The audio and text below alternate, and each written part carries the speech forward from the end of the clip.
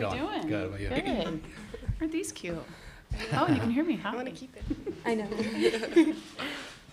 We-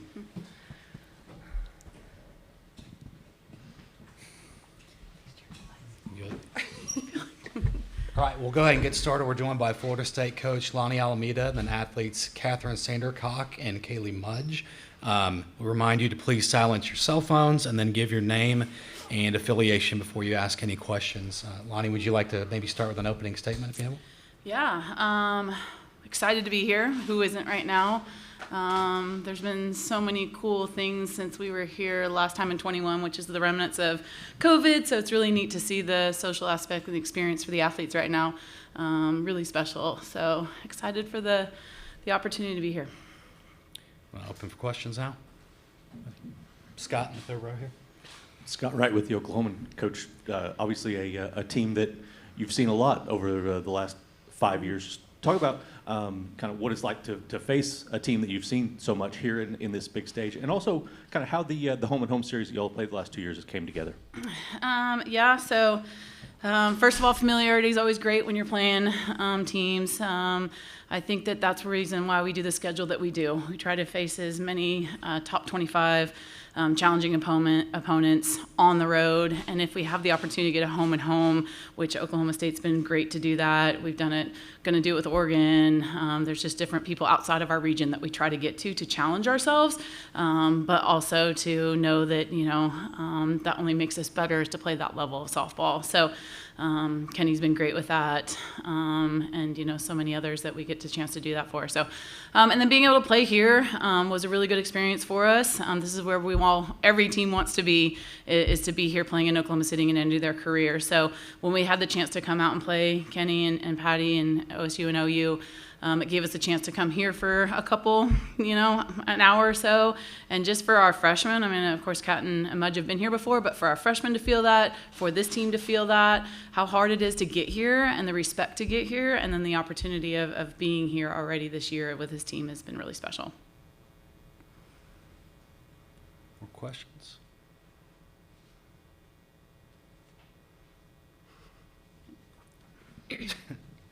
Scott again, I guess. Sorry, just to follow up on that, first of all, so you actually came to the facility and hung out for a little while? We did, yeah. On our way down from Stillwater to Norman that morning, we had some, actually I think we got a little workout in, and then towards lunchtime stopped here and got a chance to visit the museum, which is hugely important for us to know where we came from. So, we got to chat about how the game has grown from umpire calls to pictures on the wall, just to talk about the growth of it.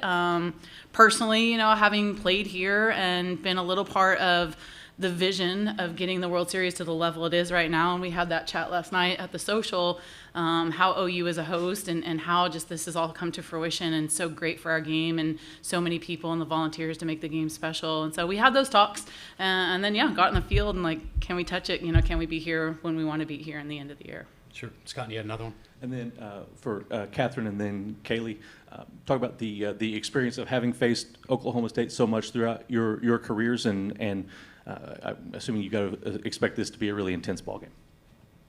Yeah, I have faced Oklahoma State a bunch of times. I think first time was postseason 2019, my freshman year, and then got to face them in 21 here, got to face them in the regular season this past year. So they're just a great team, and it's always a lot of fun. They play really gritty. I think that we do too, but they're just a good ball club, and it's just the most fun competition just to play the best. So it's really fun, and I'm looking forward to playing them again.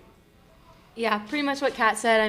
Getting to play them here at the World Series, getting to face their team this year too as well, and getting to play them at home has been huge for us. I think getting to see their pitching staff. Maxwell's been great for the years that she's been there. Getting to see Lexi at Alabama as well. So just being able to get information throughout the past couple years. They have a great hitting staff too, and just being able to, play great competition is a lot of fun. Getting to play at their place, having them at our place, just kind of getting to see the information. And I'm just excited to play them on this stage. Sure. Joe in the middle on our right over here. Joe Masato, the Oklahoman. Lonnie, just a bigger picture question. Pace of play has been a topic of conversation. I wonder, do you see any issues or any changes that you would like to make as far as that goes?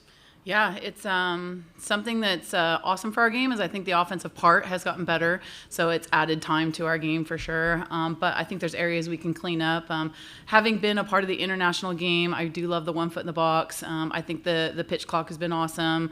There's a lot of things I think we can implement and bring back the speed of our game, which is such a draw for a lot of fans that really enjoy it, and even coaches and players. We don't want to be out there for 3+ hours. So definitely things that we as coaches have been talking about. We just need to get it into the NFCA and start really talking about how we can clean that up. But I know it's a pressing issue for us. Yep.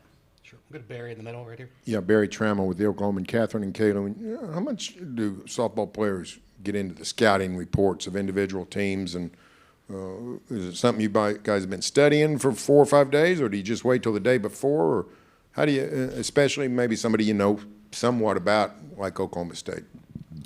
Yeah, I think that we scout a lot as a program at Florida State. You know, we really go into spray charts and videos, all of that. We discuss as a team, you know, if we faced a pitcher or hitters in the past, or just like the overall feeling, like as a pitcher, the overall feeling that an offense will give you.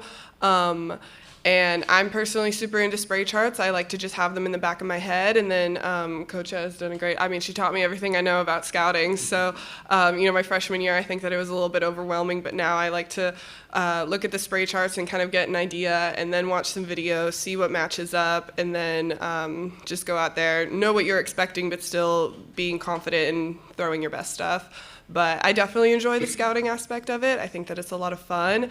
And I think that it just kind of ties into just the smart aspect of Florida State softball, which we really pride ourselves in. Sure, we're good. All right. Jenny in the middle right there. Hey, Lonnie, Jenny Carlson with the Oklahoman. You guys obviously faced Oklahoma State early in the season when they were playing so well. Then they had that little swoon late in the regular season. But what's impressed you most just about their team, and what is sort of top of the line, you know, gotta attack tomorrow? Yeah. I mean, I think every team during the season hits a little bit of a lull, and you've really got to figure out what it is to get you back going, whether it's a cohesive thing or a skill set thing. So, you know, I think Kenny's always so good at being real. He's a very real coach, and you know, even in his little social media releases, it's a real. So, you know, their conversation is a conversation he's having. They're not hiding anything. I think Becca really does a great job as a leadoff. She's a tough out. You know, she kind of gives the flow of the whole team. They're excitable team, but then they just do what they do. I would say they're a little more blue collar sometimes, you know, playing them. So, you know, so I think that, but you know, the 1-2 punch they have in the circle is probably the toughest thing to really get after. Not only the up down, the lefty, you know, up. Their experience plays a lot. You know, when Kat speaks to scouting reports, you can't implement that until you have experience at the high level to know what you're doing. And those two have been through a lot, so they've got great experience. So they become, you know, it's really tough to beat that kind of pitching. And so we've got to really be locked in and dialed in. But yeah, he does a great job. They do a great job there. Sure, we're good. Eli in the middle left here. Yep. Eli Letterman, Tulsa World. Lonnie, you mentioned kind of the social element of this and the whole spectacle you didn't get a couple years ago, but from the first time you took this program here in 2014 to now, how have you seen all of this and the scope of fast-pitch college softball grow? Yeah. Wow. A lot to answer on that one. So I can remember when I was here as a player, and you know, the vision, and we were rolling down the hills, right, the berms, because there was no seats there, right, and everyone brought blankets out, and and I think we're feeling that in our college venues too, is we're busting at the seams, and it started busting at the seams here. So I think the growth financially, you know, how the state has really jumped in, the city has jumped in, just so many people to financially build this so people can come and experience it at, you know, a high level. And I think when you get this venue to do that, then we dream about getting there, and we're trying to push the element. So if we don't get the game to the level it needs to get to, it's hard to fill the stadium where it's at. And so I think it's twofold on that side. I know for our personal experience, you know, I'm 14, you come here and you're so excited and you're taking pictures and you're going at it, to all of a sudden 16 is like, man, can we win here? You know, it's one thing to like live the dream and get there and take the pictures. It's another like, can you win here? And then the mindset is like, okay, it's another tournament that we want to get after. So luckily enough, we've been able to come back and build on that. So players that have been here before know what the experience is like. So I think there's two different looks, how softball has grown and then how we individually grown that. Over that same time span, the game has grown, NIL, transfer portal. Yeah. What would you say if I asked you, what's the next thing that the sport needs to tackle to go from here? Maybe it's pace of play. You already spoke about that. But if there was that next thing, what would it be for you? It's funny, Patty and I had a conversation last night at the social and just really thinking about how we as coaches in the game can continue to protect the game and grow the game. And there's so many areas, you know. I think international softball is so huge for us. Olympic softball is so huge. Professional softball, what Chamberlain's trying to do here in the state professionally, what we've been a part of, continue to growing our level of softball at the collegiate level. You know, how can we be great at what we do daily so then people want to watch us, so then our ESPN numbers are big and our actual ticket buying is big and people are in the seats. So there's a lot of responsibility to that. And so not the smartest and the CEO of the softball world, but can we each contribute little areas to keep the game growing? So and I'm really proud of the ACC, you know, I mean, Clemson and Duke to be in super regionals, to be pushing the envelope of another conference, to be here. In 18, for us to throw the flag up here and the ACC can be here, but the more conferences we get to compete, the more the game grows and the more people recognize and the support continues to grow. So, you know, we are definitely trying to take care of that and very proud of that. Sure, I think we're only going to have time for one more from Barry right here in the middle. Totally screwball question, Lonnie, but from your days in Norman, how much do you remember about Alameda Street? Oh, gosh. You know, it's funny. There's a lot of Alameda streets, and I don't know another Alameda, which is funny. But when we go recruit in the state of Colorado, I get a lot of pictures of like, hey, I'm on Alameda Street, and I think it's quite fun. So, yes, but nothing here in Norman, no. Okay, I think that'll wrap things up. Thank you to Lonnie, Thank you. Thank you all Catherine, for Kayla. being here. Thank Yeah. you.